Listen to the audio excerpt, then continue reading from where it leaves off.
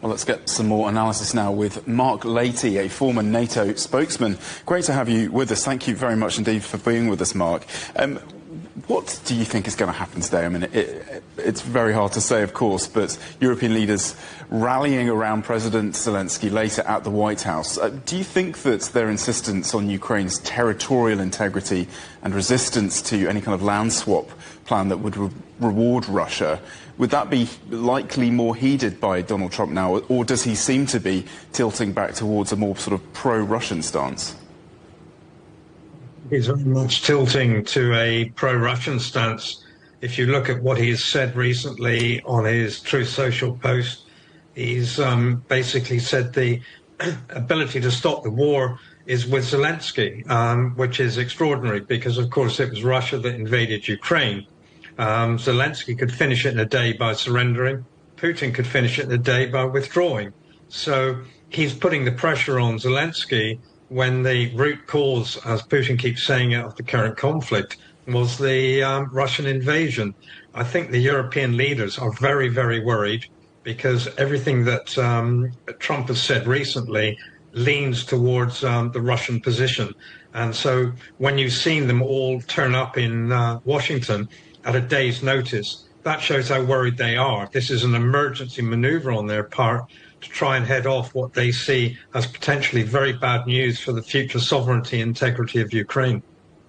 So it tends to betray this worry on behalf of the coalition of the willing rather than their growing influence, perhaps. And, you know, in terms of US security guarantees, do you think there is a bit more movement on that? Do you think they will get something out of Donald Trump today? Well, I think that is so vague that it's not really terribly helpful at the moment. They seem to have come from some unnamed sources, and also Steve Witkoff, the negotiator for President Trump. And Witkoff has proven unreliable and incompetent. He went into the last meeting with Putin and came out with a series of what he said were proposals and acceptances, which the Russians rolled back within a day. He completely misinterpreted that meeting.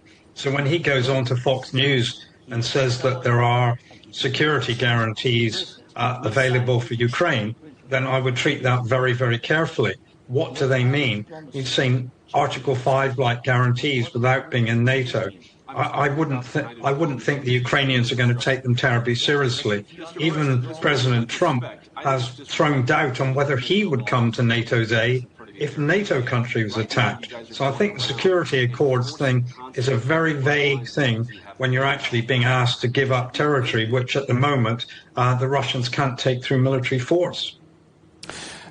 Some of the observers suggesting that Washington does want a swift end to this war, but is a shorter-term ceasefire still possible before a full peace agreement?